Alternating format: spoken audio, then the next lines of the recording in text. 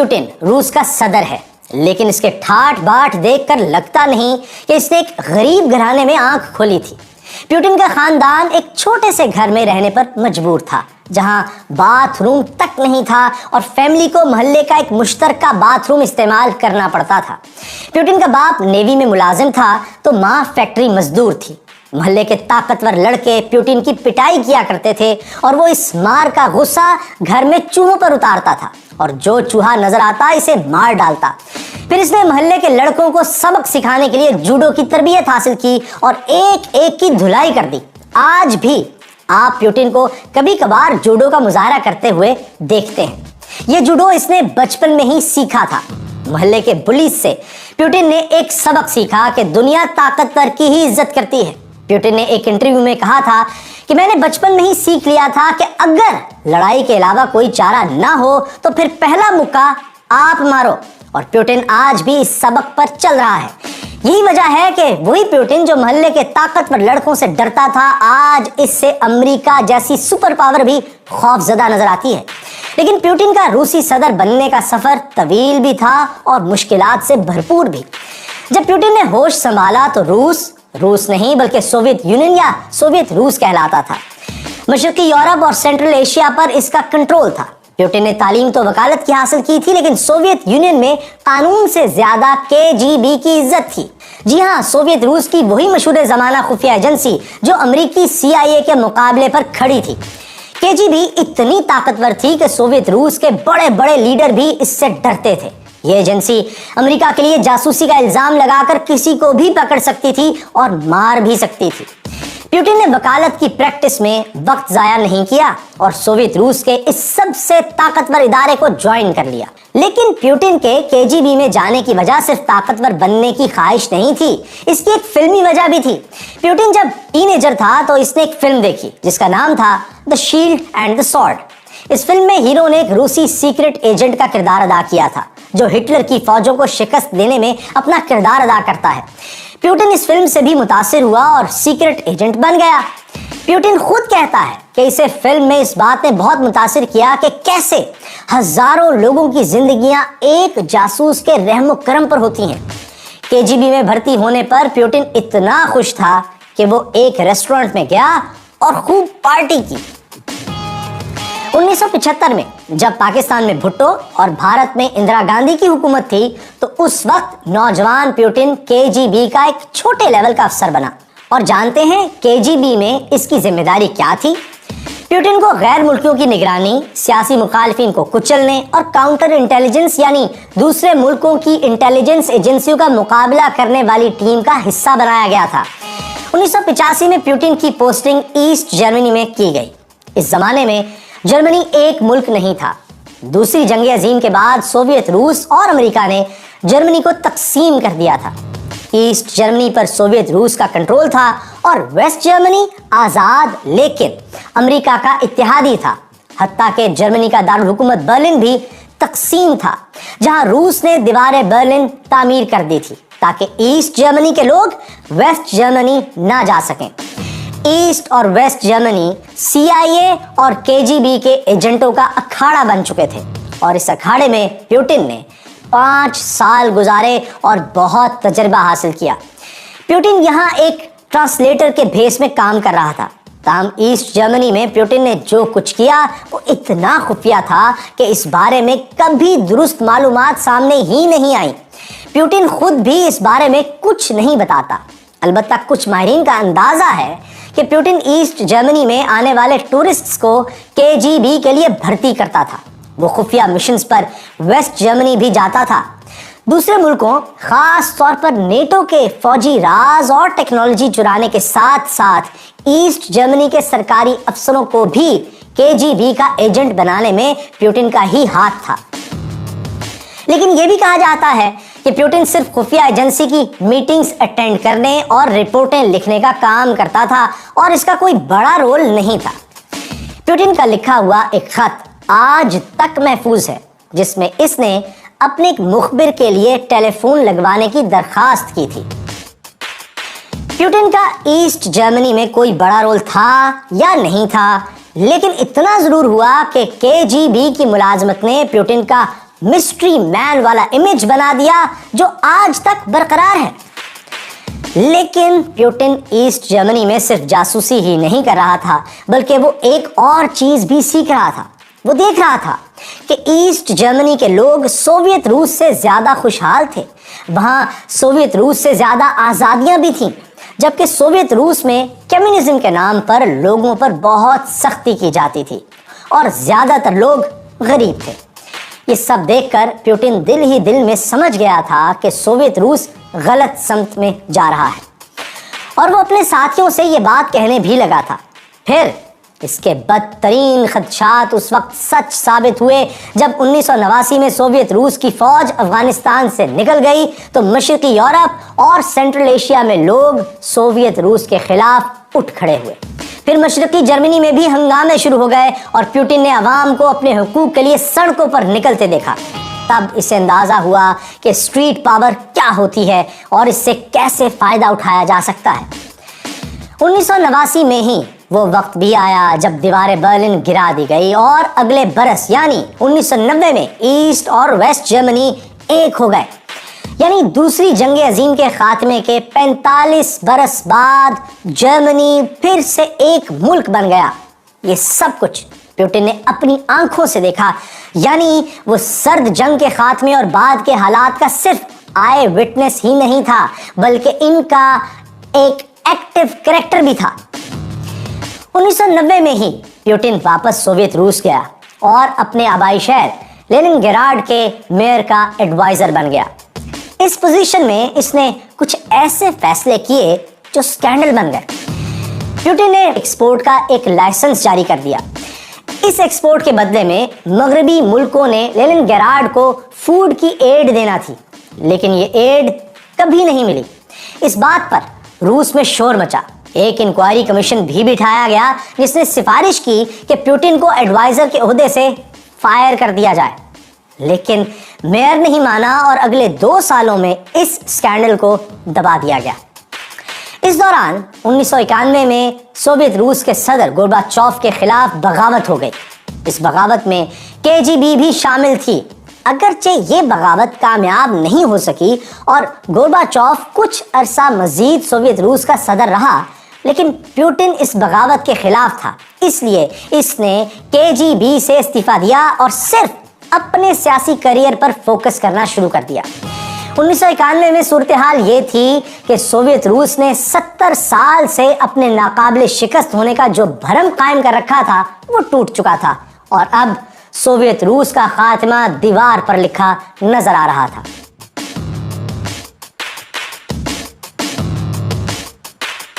Putin के शहर Leningrad का नाम भी बदलकर इसका पुराना नाम सेंट पीटर्सबर्ग बहाल कर दिया गया था। केजीबी की तरबियत और ईस्ट जर्मनी के तजर्बे ने प्यूटिन को एक ऐसा शातिर एजेंट बना दिया था कि इसने इन हालात से भी फायदा उठाने का फैसला कर लिया। वो समझ गया कि सोवियत रूस के खात्मे और कम्युनिस्ट पार्टी का इक़्तिदार खत्म होने के बाद अब नए सियासतदानों के लिए जगह जरूर बनेगी। ईस्ट जर्मनी में रहते हुए भी प्यूटिन ने रूसी खुफिया एजेंसियों और फौज के लोगों से बड़े मजबूत ताल्लुकात बना लिए थे। इसे यकीन था कि ये ताल्लुकात अब इसे इक़्तिदार की सीढ़ी चढ़ने में मदद जरूर देंगे। 1996 तक वो सेंट पीटर्सबर्ग में ही मुख्तलिफ ओहदों पर फाइज रहा, लेकिन इसकी मंजिल सेंट पीटर्सबर्ग नहीं बल्कि मॉस्को में सदर की कुर्सी थी। चुनांचे वो 1996 में मॉस्को मुंतकिल हो गया। केजीबी में मुलाजमत के दौरान इसने जो ताल्लुकात बनाए थे वो यहाँ इसके बहुत काम आए और इनकी मदद से वो रूसी सदर बोरिस येल्सिन की नजरों में आ गया। येल्सिन ने देख लिया था कि प्यूटिन एक कामयाब जासूस और शातिर इंसान है।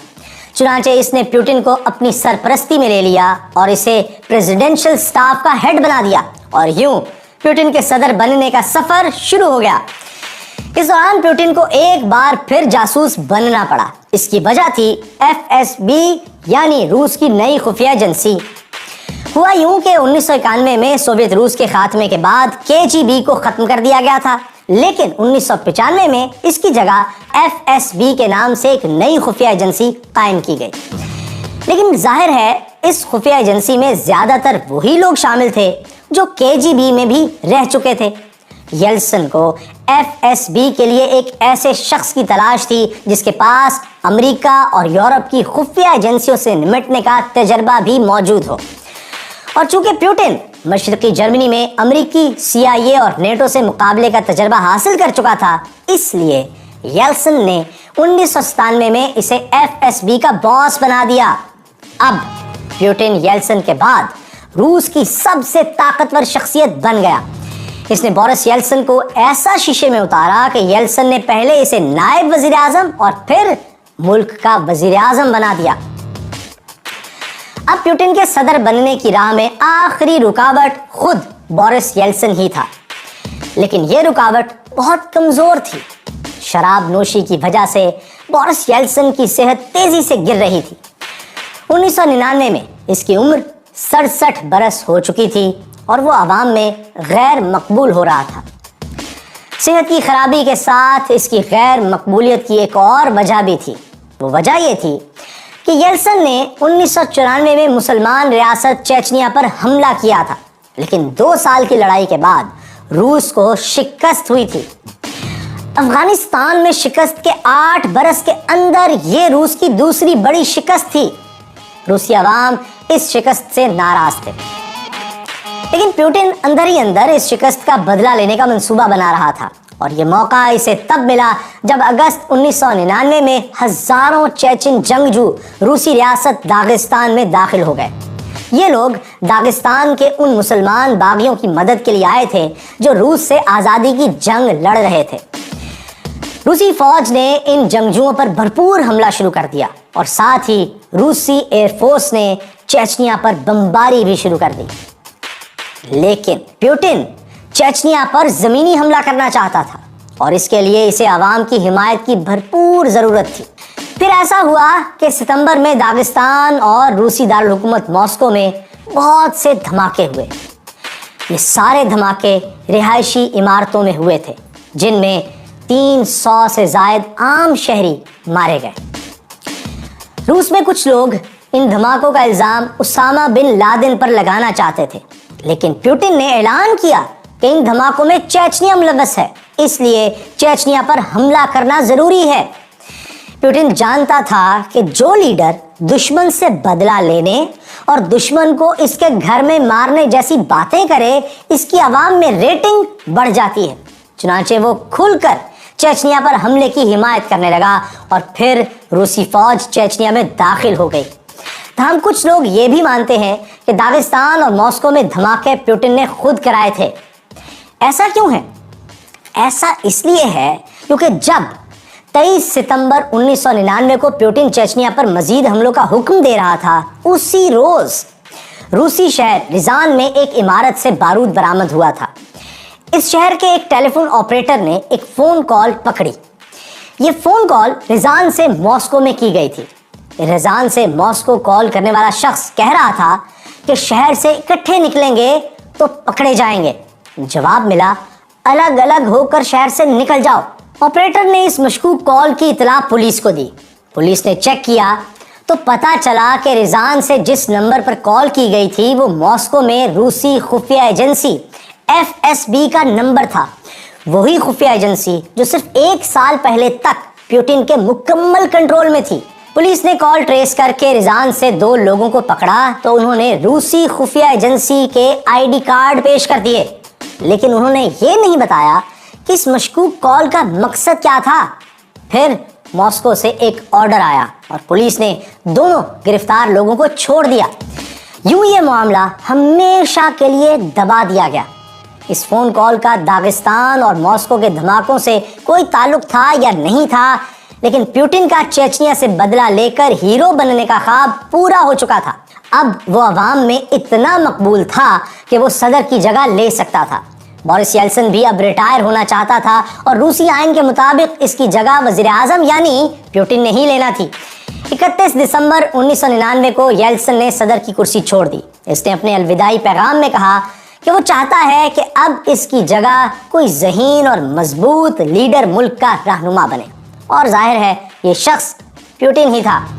یلسن کا اقتدار ختم ہوا تو اسی روز پیوٹن روس کا قائم مقام یعنی ایکٹنگ پریزیڈنٹ بن گیا، اور آج تک اقتدار میں ہے۔ प्यूटिन ने इख्तिदार संभालने के बाद भी चेचनिया में जंग जारी रखी। इसके इख्तिदार संभालने के 1 माह बाद रूसी फौज ने चेचन कैपिटल ग्रोजनी पर कब्जा कर लिया। चेचन फाइटर्स ने गुरिल्ला जंग जारी रखी, जिसका नुकसान जाहिर है प्यूटिन को नहीं बल्कि रूसी फौज और अवाम को हुआ। इसकी एक मिसाल ये है कि अक्टूबर 2002 में चेचन फाइटर्स ने मॉस्को के एक थिएटर में 850 लोगों को यरगमाल बना लिया। रूसी फौज ने थिएटर में बेहोश करने वाली गैस छोड़ी और फिर थिएटर पर हमला किया। इस कार्रवाई में सारे अगवाकार तो मारे गए, लेकिन 130 आम शहरियों की भी मौत हुई। लेकिन प्यूटिन ने फिर भी चेचनिया में फौजी कार्रवाई जारी रखी। 2 बरस बाद चेचन फाइटर्स ने रूस के एक स्कूल में बच्चों समेत 1000 लोगों को यरगमाल बना लिया। जब रूसी फोर्सेस ने यरगमालियों की रिहाई के लिए कार्रवाई की तो 186 बच्चों समेत 350 आम शहरी भी मारे गए। लेकिन जाहिर है इन सब से प्यूटिन को कोई फर्क नहीं पड़ा, बल्कि लोगों ने यही समझा कि अगर उन्होंने दहशतगर्दों से बचना है तो इन्हें प्यूटिन जैसे ताकतवर लीडर की जरूरत है। ये लोग नहीं समझ रहे थे कि दहशतगर्दी का हल चेचन बागियों को कुचलना नहीं बल्कि चेचनिया को आज़ादी देना है। लेकिन जाहिर है अपने फौजियों और शहरियों की लाशें देखकर इंतकाम की आग में जलते हुए अवाम को ऐसी बातें समझाना मुश्किल बल्कि नामुमकिन होता है। प्यूटिन चूंकि चेचनिया की जंग का हीरो था, इसलिए इसने 2000 में सदारती इलेक्शन में 53% वोट लिए, जबकि इसके मुकाबले में कम्युनिस्ट पार्टी का फर्स्ट सेक्रेटरी युगानोव था।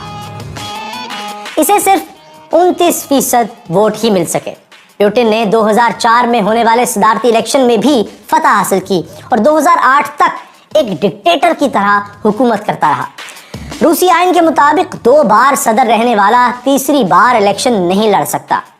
इसलिए प्यूटिन 2008 में खुद वजीर आजम बन गया और अपनी जगह अपने वफादार साथी दिमित्री मेदवेदेव को सदर बना दिया। 2012 में इसने दोबारा इलेक्शन लड़ा और फिर सदर बन गया, लेकिन इस बार इसने आइन में तब्दीली की और सदर के ओहदे की मुद्दत 4 साल से बढ़ाकर 6 साल कर दी। इस तरीके से वो 2018 तक सदर रहा और 2018 में चौथी बार फिर सदर बन गया।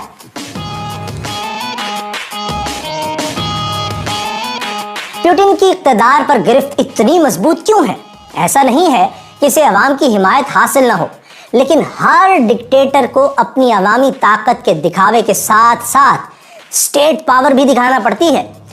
प्यूटिन पर भी इल्ज़ाम है कि इसने अपने मुखालिफिन को कुचलने के लिए खुफिया एजेंसी FSB को वैसे ही इख्तियारात दे रखे हैं जैसे सोवियत रूस में KGB के पास थे। प्यूटिन के मुखालिफिन के मारे जाने की खबरें भी आती रहती हैं। जब 2011 में प्यूटिन के खिलाफ मुजाहरे हुए थे तो इन मुजाहरों का लीडर बोरिस था।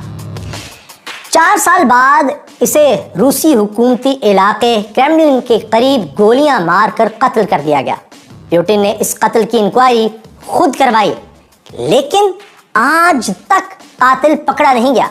बोरिस समेत प्यूटिन के कम से कम 10 बड़े मुखालिफिन मशकूक हालात में मारे जा चुके हैं, लेकिन सियासी मुखालिफिन को कुचलने वाला प्यूटिन रूस को आलमी सतह पर सुपर पावर बनाने की पूरी कोशिश कर रहा है और इसमें किसी हद तक कामयाब भी रहा है।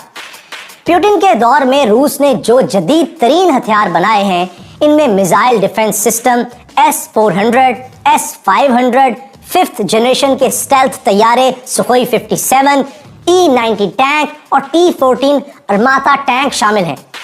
रूस हर साल अपनी फौजी परेड्स में इन हथियारों की फखरिया नुमाइश भी करता है। प्यूटिन ने वेस्ट से रूस की पुरानी दुश्मनी भी बरकरार रखी है।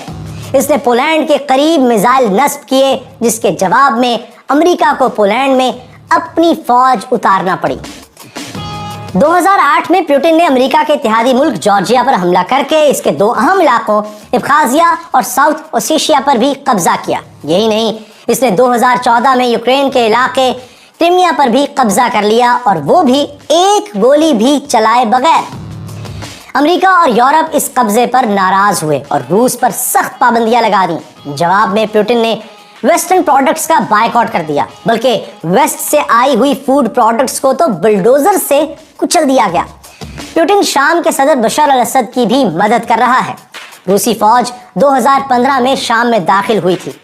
3 साल में इसने जंग का पलड़ा बशर अल असद के हक में पलट दिया। लेकिन इन सब कामयाबियों के बावजूद रूस एक सुपर पावर नहीं है और इसे कई बार अमेरिका के सामने झुकना भी पड़ता है। इसकी मिसाल ये है कि जब अमेरिकी सदर ट्रंप ने शाम पर मिसाइल फायर करने का हुक्म दिया तो रूस इस हमले को रोक नहीं सका। इस्राएली तैयारे भी अक्सर शाम में आकर रूस के इत्तेहादियों यानी ईरानी फौज और हिजबुल्लाह को निशाना बनाते हैं, लेकिन पुतिन इन्हें भी नहीं रोक सकता। 2018 में अमेरिकी तैयारों ने कुर्द बागियों को शामी फौज से बचाने के लिए एक शामी फौजी दस्ते पर हमला किया। इस हमले में दर्जनों रूसी शहरी भी मारे गए जो शामी फौज के साथ कॉन्ट्रैक्ट पर काम कर रहे थे। पुतिन इस बात पर भी अमेरिका को कोई जवाब नहीं दे सका। लेकिन इन सब कमजोरियों के बावजूद दुनिया पर पुतिन का दबदबा बरकरार है। नवंबर 2016 में अमेरिका के सदारती इलेक्शन के दौरान पुतिन पर यह इल्जाम लगा कि इसने अमेरिकी सदारती उम्मीदवार हिलरी क्लिंटन की जासूसी करवाई। रूसी हैकर्स ने डेमोक्रेट पार्टी के ईमेल अकाउंट से अहम मालूमात चोरी की और इन्हें विकीलीक्स के जरिए रिलीज करवा दिया। इन मालूमात में साबित किया गया था कि डेमोक्रेटिक पार्टी हिलरी क्लिंटन को गैर जरूरी रियायतें दे रही थी। चुनाचे पब्लिक ओपिनियन हिलरी के खिलाफ हो गया और वो हार गई। साबिक अमेरिकी सदर ओबामा ने तो इलेक्शन में मुदाखलत का इल्जाम लगाकर 35 रूसी सिफारतकारों को मुल्क छोड़ने का हुक्म भी दिया। अमेरिकी इलेक्शन की वजह से रूस और अमेरिका के ताल्लुकात में जो तलखी आई है वो अभी तक दूर नहीं हो सकी। लेकिन पुतिन सिर्फ रूस को फौजी ताकत बनाने और दूसरे मुल्कों में मुदाखलत करने के लिए ही मशहूर नहीं है, बल्कि इसने रूस को तरक्की भी खूब दी है। 1999 में रूस का जीडीपी सिर्फ 196 अरब डॉलर था, जो 2017 तक 1578 अरब डॉलर हो गया, यानी तकरीबन 6 गुना ज्यादा। लेकिन जहां पुतिन अपने मुल्क को तरक्की दे रहा है, वहीं इसके दामन पर करप्शन के दाग भी लगते रहते हैं। रूस में तो सख्त सेंसरशिप की वजह से पुतिन पर कोई उंगली नहीं उठा सकता। लेकिन वेस्टर्न मीडिया ने अंदाजा लगाया है कि पुतिन के पास कोई 4.5 करोड़ डॉलर की जायदाद है। इसके पास 20 महल और बंगले, 58 तैयारे और हेलीकॉप्टर, जबकि बहुत सी याट्स भी हैं।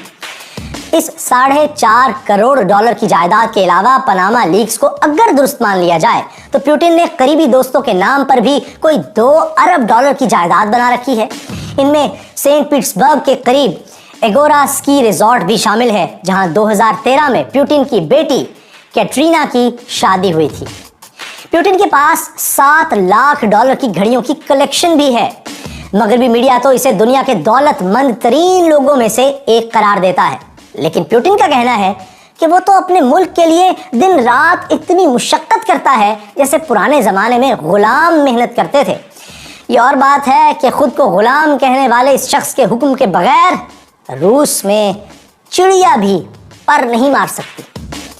पुतिन आज 66 बरस का है, फिर भी नौजवानों की तरह एक्टिव है। वो घुड़सवारी करता है, आइस हॉकी खेलता, जूडो की प्रैक्टिस करता है और आबदोजों में बैठकर समंदर की गहराइयों में उतर जाता है। इसकी सेहत देखकर लगता नहीं कि इसका जल्द रिटायर होने का कोई इरादा है।